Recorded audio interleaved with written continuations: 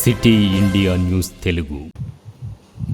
Welcome to city India news. ఈరోజు మహబూబ్ నగర్ మున్సిపాలిటీలో జరిగిన వార్షిక బడ్జెట్ మరియు పురపాలక సంఘం యొక్క సాధారణ సమావేశాలకు ఆయన ముఖ్య అతిథిగా పాల్గొన్నారు. ఈ సందర్భంగా ఆయన మాట్లాడుతూ మున్సిపల్ చైర్మన్ ఆనంద్ గౌడ్ గారు మహబూబ్ నగర్ మున్సిపాలిటీ బడ్జెట్ను ఉన్నతంగా రూపకల్పన చేశారని, గత 4 సంవత్సరాలు అభివృద్ధికి దూరంగా ఉన్న కాలనీలను, ప్రాంతాలను, స్లమ్ ప్రాంతాలను గుర్తించి త్వరితగతిన అభివృద్ధి చేయాలని ఆయన సూచించారు.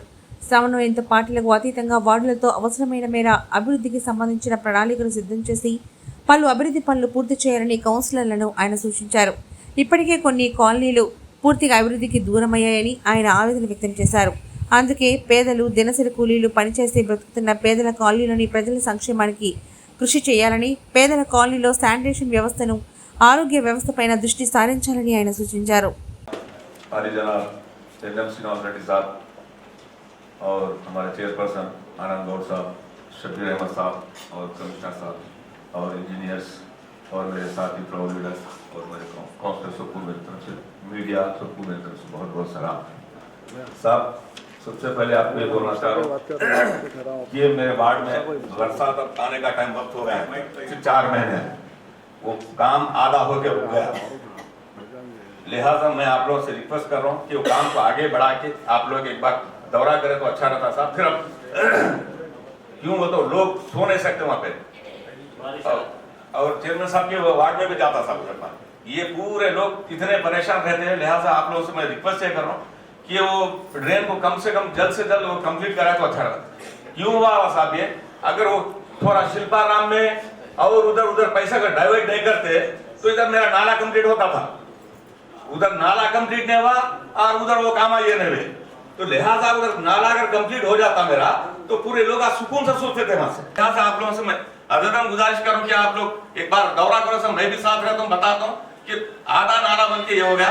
दूसरी चीज साहब और एक क्या है, मैं 14 से जब से जीत के मैं आया फर्स्ट टाइम, जब से रिक्वेस्ट कर रहा हूं कि वो एक रामा बोली में वॉलीबॉल प्लेयर्स नेशनल लेवल के है साहब, वहां पे नेशनल को जाके इंडिया को भी कोचिंग बैंक जाके आया वॉलीबॉल ग्राउंड के लिए उससे पूछ रहा हूं, तो अब तक उसका नहीं हुआ कोई, खाली आए देखे वही बात हुई, तुम्हारे खाना को मैं खुश कर दूं, मैं तुम्हारा खाना खुश की बात हुई। तो लिहाजा मैं आप लोगों से मैं ये बोल रहा हूँ कि वॉलीबॉल ग्राउंड वहां पे होना जरूरी है साहब, या शिल्पाराम के अंदर भी अगर फिटलाइट लगा के, इसलिए कि मैं भी वॉलीबॉल प्लेयर हूँ और हमारे हनीफ साहब भी यहाँ पे जो है सेक्रेटरी वॉलीबॉल के, उन्होंने बहुत ही अच्छे ये है साहब उनका। लिहाजा हमारे चिनावरिया साहब भी है साहब, बहुत ही मेहनती आदमी है और हर ये उम्र में भी उन्होंने स्पोर्ट्स को हर जगह टीम लेके फिरते साहब। मेरे को वॉलीबॉल एक प्ले ग्राउंड चाहिए साहब, फिटलाइट लगा के जरा थोड़ा शिल्पाराम में कहा तो जगह मिल जाती है, वरना नहीं मिले तो रामाबोली में भी है साहब, है साहब वहाँ पे कहीं 2 जगह से कहीं भी एक मिल जाती। मेरे को उम्मीद है आप ये काम करके बताएंगे साहब, इस वास्ते के वहाँ पे बहुत बड़ा। दूसरी चीज साहब, जो पीछे शिल्पाराम के पास जबरदस्त कंपाउंड वॉल बना गया है, जुनून लोग है साहब, वो जुनून लोग है, उन लोगों के प्लाट से तकरीबन 18-20 प्लाट है, उन लोगों का आप कमिश्नर को टीपी उनको बोलेंगे तो बहुत बड़ी मेहरबानी होती साहब। वो लोग जुनून लोग है, वो लोग परेशान फिर रहे, तो लिहाजा आपको बताया भी सब मैं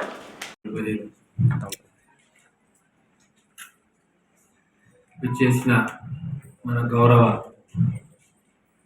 అడిషనల్ కలెక్టర్ గారు,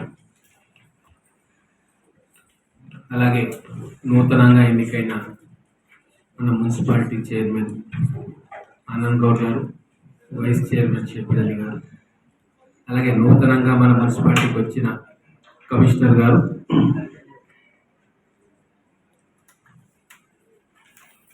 అలాగే బీఆర్ఎస్ డిప్యూటీ ఫ్లోర్ లీడర్ కట్టారా కిషన్ గారు, MIM floor leader Saugata Ali గారు, బీజేపీకి నమస్కారం. ఎమ్మెల్యేగా ఎన్నికైన తర్వాత మొదటి కౌన్సిల్ సమావేశం బడ్జెట్ సమావేశం రావడం గతంలో ఒకసారి జరిగింది, కానీ నేను ఆ రోజు అందుబాటులో లేను. మీ అందరినీ కూడా ఇక్కడ కలుసుకున్నందుకు చాలా సంతోషంగా ఉంది.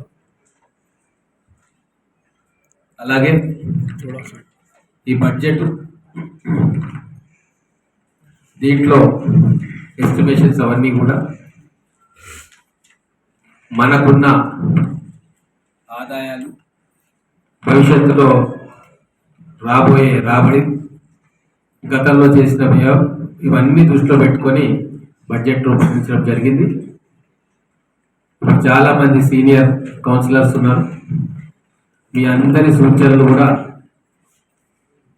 ఇస్తే ఖచ్చితంగా సహేతుకంగా ఉంటే, ప్రమాణాలకు లోబడి ఉంటే మీ అందరి సూచనలు సలహాలు కూడా తీసుకోవడానికి కొత్త పాలక మండలి సిద్ధంగా ఉంది.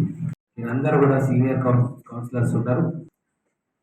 బీజేపీలో కూడా సీనియర్ కౌన్సిలర్స్ ఉన్నారు. ఇక్కడ మున్సిపాలిటీలో మనందరం వివిధ పార్టీలకు రిప్రజెంట్ చేస్తున్నా మన ప్రాథమిక బాధ్యత మహబూబ్ నగర్ను సమతుల్యంతో అభివృద్ధి చేసుకోవడం. కాబట్టి నిధులు తెచ్చుకునే విషయంలో కానీ, కేంద్ర ప్రభుత్వ సహకారాన్ని రాబట్టుకోవడంలో కానీ అందరం కలిసి ఒక మాటగా ఉండి అత్యధిక నిధులు తీసుకురావాల్సిన అవసరం ఉంది. గతంలో కేంద్ర ప్రభుత్వం నుంచి మనకు నిధులు రాలే, సరే అవన్నీ పక్కన పెడతాం. కానీ ఈ రానున్న సంవత్సర కాలంలో మీకు మాకు అందరికీ కూడా చాలా ముఖ్యమైన విషయం. ఎందుకంటే ఒక సంవత్సరంలో మీరు అందరూ కూడా ఎన్నికలకు పోతారు. ఎంత డెవలప్మెంట్ తీసుకొచ్చి వాటిల్లో ఖర్చు మీరందరికీ కూడా అంత మంచి పేరు వస్తుంది. కాబట్టి దీన్ని ఒక సమిష్టి బాధ్యత తీసుకొని ఇక 4 ఏళ్ళు మనం కొద్దిగా నిధుల రాబడిలో కొద్దిగా అలసత్వం జరిగింది.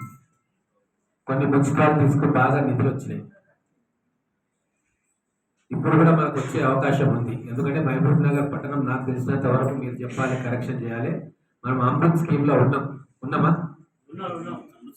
అమృత్ స్కీమ్లో ఉన్నాం. కాబట్టి అమృత్ స్కీమ్ నుంచి వచ్చే నిధులు ఇంకా ఉన్నాయి. సో దానికి మీ అందరి తరఫున నేను కొడతా ఉన్నా. రాష్ట్ర ప్రభుత్వం నుంచి వచ్చే నిధులు నాకు చెప్తే నేను ఖచ్చితంగా మిమ్మల్ని తీసుకెళ్లి ఆ నిధులు తెచ్చే ప్రయత్నం చేస్తాను. ప్రయత్నాలు చేయాలి. ఇవన్నీ కూడా మనం ఓపెన్ గా చర్చించుకొని మహబూబ్ నగర్ పట్టణ ప్రజలకు ఏది అవసరమో అది చేయడానికి మనం ఒక టీం లాగా పనిచేస్తే ఖచ్చితంగా సత్ఫలితాలు వస్తాయి. ఈ ఒక్క సంవత్సరం మనం ఒక ఛాలెంజ్ గా తీసుకొని, నాకు తెలిసి ఒక 10-15 రోజుల్లో కోడ్ వస్తుంది. ఒక నెల తర్వాత ఎలక్షన్స్ అయిపోతాయి. దాని తర్వాత మనం కేవలం ఒక 6 నెలలు లేదా 8 నెలలు ఉంటుంది నెక్స్ట్ ఎలక్షన్స్. ఈ లోపల మనందరం కూడా సమిష్టిగా కృషి చేసి అత్యధికమైన నిధులు రాబట్టుకొని మన పురపాలక సంఘాన్ని రాష్ట్రంలోనే నెంబర్ 1 మున్సిపాలిటీగా, అది గ్రేడ్ 1 మున్సిపాలిటీ కాబట్టి భవిష్యత్తులో కార్పొరేషన్ కూడా చేయాలని చెప్పి ప్రభుత్వం అనుకుంది. గత ప్రభుత్వం అనుకుంది, మరి ఇప్పుడు ప్రభుత్వం ఇంకా నిర్ణయం తీసుకోవాలి. కాబట్టి ఉన్న నిధులతోటి, కేంద్రం నుంచి రాష్ట్రం నుంచి వచ్చే నిధులతోటి సమగ్రమైన